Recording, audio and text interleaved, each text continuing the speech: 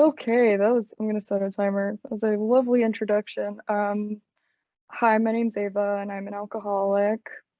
Hi, Ava. My sobriety date is June 10th, 2017. I have a sponsor who's here tonight. And I've had the privilege of sponsoring women in Alcoholics Anonymous. I, first of all, I want to thank everybody who's made this meeting possible. Congratulate everybody who's celebrating, whether it's another 24 hours or, 1 billion days, as somebody put in the chat. It's every minute is an incredible thing, and we're just so happy to have you here. If you are new and you don't relate to anything that I say at all, that's okay. You can come back tomorrow at the same time and you might hear somebody that you relate to. My story's not particularly interesting or special. I was a teenager who had main character syndrome, which means I thought I was the most interesting person in the world in any room at any given moment because I drank wine in the bathtub fully clothed. Or, that was one example. Or went to movies by myself with a giant bottle of vodka hidden in my backpack. I was a young, I got in here young. I came to AA in 2016 and I had a myriad of sobriety dates. I had June 6th, 2016. I had one in August, I had one in September, and June 10th is just the one that I've managed to cling on to the longest, thanks to the grace of whatever is out there, higher power wise. I started drinking at a pretty normal age, I'd say, for alcoholics, like average. I mean, I started when I was around 13, 14 years old. That's when I started smoking cigarettes too. And I didn't start drinking regularly until I was around 15, 16 years old when the peculiar mental twist and the physical allergy really kicked in. That's when it kicked in. My first time, I think my first finding Valhalla moment because I drank, basically Nordic heaven or whatever. Because I was drinking from the effect produced by alcohol. I was 15. I was in this girl's basement who was popular in my eyes. Tweens, teenagers, we have interesting social structures. She was blonde and had a lot of money, so she was popular. And I remember bringing alcohol with me. I stole some from my parents. And I was really excited because I'd never been invited to a party before because I was kind of a weird kid. Makes sense. And I got blitzed and I felt amazing. And something that I'll always remember is how this girl and some of the other girls were like, wow, Ava, you're so much more fun when you're drunk. You should you're such a good partier. And I'm like, hell yeah. What? And I'm look back on that now, I'm like, that was a really mean thing to say to me. But at the time I was thinking, wow, that's great. Yay, I'm gonna do this all the time forever. I, you know, my drug of choice was definitely alcohol, marijuana, psychedelics. I've tried everything once, I think, except for, I guess, ayahuasca. But I ended up, the fun stopped. I ran out of fun because, and that's why I think you see a lot of really young people come in. It's like we progress really quickly. I've been sober longer than I was drinking. 4.5 years. I didn't drink for 4.5 years, and I've been sober for longer than I was drinking. But anyways, my goals kept shifting the worse I got. I was given every opportunity in the world to succeed, but all those opportunities got in the way of my drinking. And like the privileged little asshole I am, I said, no, I don't want it. I just want to drink and party. It's me. But then partying turned into drinking alone when I realized that not everybody wanted to party with me. I ended up getting 5150 multiple times because I would have, I have, outside issues, dual diagnosis. And, you know, when you're taking your medication, when you're taking your antidepressants and mood stabilizers, alcohol genuinely fucks with your brain. And I ended up having multiple psychotic episodes. I was, thrown into psych wards, and I just remember that feeling of being in one, realizing that I was in one, and just how, and it was just really scary because sometimes I wouldn't even know how I got there.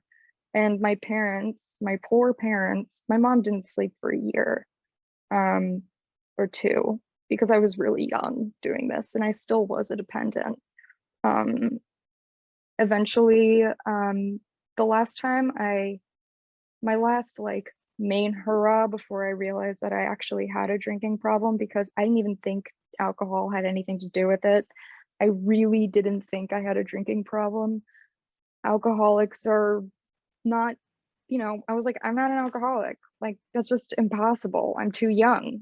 Um, and that's really just not true. It's genetics, really. But my last hurrah, was I spent the night in a psych ward after like publicly and crazily threatening suicide. Um, and obviously, I was thrown in. They were like, she's just crazy and drunk, but you know, let's put her away for a bit. And I was shipped off to a rehab facility 2 days later. And that's when I got introduced to the 12 steps. And I didn't take it seriously. It was just one thing because I felt like I had nothing else to do. And it was just another thing for me to do because honestly, I was a brat when I came in. I was an ungrateful, unstable brat who could not see outside of anyone but herself. Um, I, if it was like, let's see, if like I had only my own perspective, and I could kind of vocalize other perspectives of like what other people might be feeling, and I knew it because it was just I'd been in therapy for so long, but I didn't feel it. It was just like knowledge that I would just like shoot back at people, like so that they would let me leave places. I don't know where I was going with that. Let's see what my timer says. Okay, good.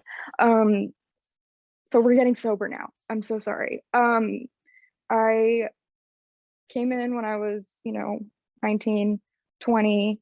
I turned 21 in sobriety, which was an interesting thing. I had sponsors by name, but not, I didn't actually have sponsors for the longest time. I got 11 months and like right at the end, right up to the end of 2016, and I ended up relapsing because I wasn't taking this program seriously. I was just going through the motions without really like internalizing what I was reading and what people were saying. I treated it like a cafeteria. I basically took whatever I wanted, left the rest.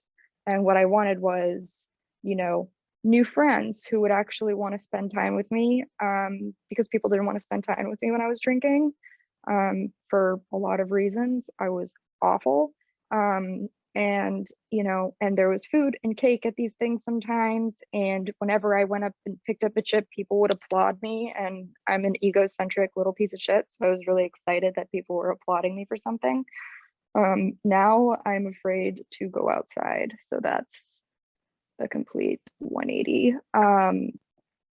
And anyways, so the relapse happened and it's what I needed. I hate to say it. I'm not saying this like it needs to be part of your story. It really shouldn't. It really doesn't have to be. It's just what I needed, a little kick in the tuchus. I needed someone to kick my ass, and God kicked my ass when I took that last drink. I thought that it was just going to be a very casual thing. It's like, yeah, I can have a beer. You can totally have a beer. Next thing I know, I'm going out and buying dreads, like I'm going out with my friend to buy blow and whatever else we can get our hands on. And, she's off somewhere like having sex with the dealer so that we can get extra things. It just turned back into that very quickly the same night. And, you know, and that's when the next day, I'm still tripping because it was a bender and I can't even fully remember how long it lasted. All I know is I remember looking at the clock and saying that it was like June 9th, 2017. And I was like, I can't do this anymore. And I was still coming down from an acid trip and I went to an AA meeting and I sit down in the AA meeting and it's in a church and a beam. I'm not sure if this was like me hallucinating or if this actually happened, but a beam of light. I don't think of this as a white light moment. This is not a white light moment. This is just a thing that really freaked me out. A huge, like a beam of warm light just comes in and just hits the people at the front, like, because it was a table at the front and there's like the speaker and the chair and just hits them and I'm just burst into tears. My friend brings me to McDonald's and he gets me a Big Mac and I'm just like sitting in the car crying and eating a Big Mac. And I'm like, I think I actually need to take this seriously. And I'd been in sober living, so because I relapsed, they kicked me out. I ended up moving home with my parents, which at first I was like, this sucks. Like I'm 20. I shouldn't have to live with my parents. I'm 25. I still live with them, and I'm super grateful every day that I can that they will let me be here. Because for the longest time they would not let me be in this house. I was not allowed to come in here for a very long time. And I start taking the program seriously. Instead of just having a sponsor by name, I actually start working the steps. I come to meetings regularly. I got so many service positions. This was when everything was in person, like a million years ago. I got I got three separate like coffee making positions at different meetings, not because my sponsor told me to, but because I really wanted to. It's because it's really what made me feel like it's what helped me stay sober was service and the fellowship and actually reading the big book. Whoa, it's crazy because when you work it, it actually works. And eventually my physical allergy and the physical cravings went away. I mean, I would have cravings every now and then, but eventually they were completely removed. And I mean, I would go out dancing with other sober people in clubs. People would offer me and my friends drinks, and I'd be like, no, no, no. And it was like recoiling from a hot flame, like they described in the big book or whatever. God, I'm sorry, I'm rambling. 5D and the pandemic was a godsend. If it wasn't for 5D, if it wasn't for Zoom, really, let's just go back to the very beginning. Like I don't know where I'd be. I'd probably be like, I don't know, on the floor catatonic right now. I met my sponsor, my current sponsor. I met an online AA and Zoom AA. And we're going through the steps. And I'm realizing now that I forgot to call her yesterday. I'm sorry. I got your letter in the mail, by the way. And it was very sweet. And yeah, I'm gonna go back a few years. Turning 21 in sobriety is possible. And I turned 21 in sobriety and I was able to make it through that birthday because I was around fellow AAs. And recently I've been noticing a lot of really young people are coming in. Maybe they're just like the same age that I was when I came in, but really young people. And a lot of young women do reach out to me and ask me to sponsor them. And throughout the pandemic, sponsorship is also what saved my ass, because even when things were really crazy, I thought in my own life, oh, there's my timer. I'm gonna go for like 2 more minutes. Even when I felt like things were really insane and nothing was gonna be good because the world was on fire. I live in Washington, D.C., and even when I thought the world was on fire and everything was terrible, a sponsee called me, and people on 5D called me and asked me if I was doing okay on that fateful day, which was really just so amazing. Um, people called me from all over the place when they found out what was happening right down the street from where I live. Um, and then my sponsee called me crying because something to do with her boyfriend, and I was immediately taken out of myself. Um, and that's something that, like, people who normal people, I mean, there's normal people have their own neuroses. They don't have this. I mean, they might have another 12-step program that they go to that's not drinking or alcohol related, but they don't have this, which is just the fellowship. It's just we have all kind of got this whole survivors thing that we can like really relate to each other. And I can sit in a room with 101 fucking participants. Oh my God, what have I been saying this whole time? And feel comfortable enough to ramble on about myself for 15 to 20 minutes. And I got those opportunities that I shunned in the past. I was lucky enough, and by the grace of God, they came up again. As I was sober for longer, the opportunities I decided didn't matter started to matter to me again. And so I worked, and now I'm a rising junior in college, which I did not think was going to happen. Um, when when I was in rehab, they made us make these lists of things that we would want in the future that we could get if we stayed sober in a year. And on my list, I wrote my own apartment, a boyfriend, my own car, to be famous. And I'm living with my parents. I'm single. That is not an invitation. I'm not looking. I don't have a car. I don't have a driver's license. I'm not famous for sure. But I'm I got a life beyond my wildest dreams. I have a relationship with my family now that they trust me to do things. Um, they trust me to be here to take care of my grandmother when they're not here. I have a unique opportunity to be helpful to others. I'm back in school, which is insane. I used to be deathly afraid of school.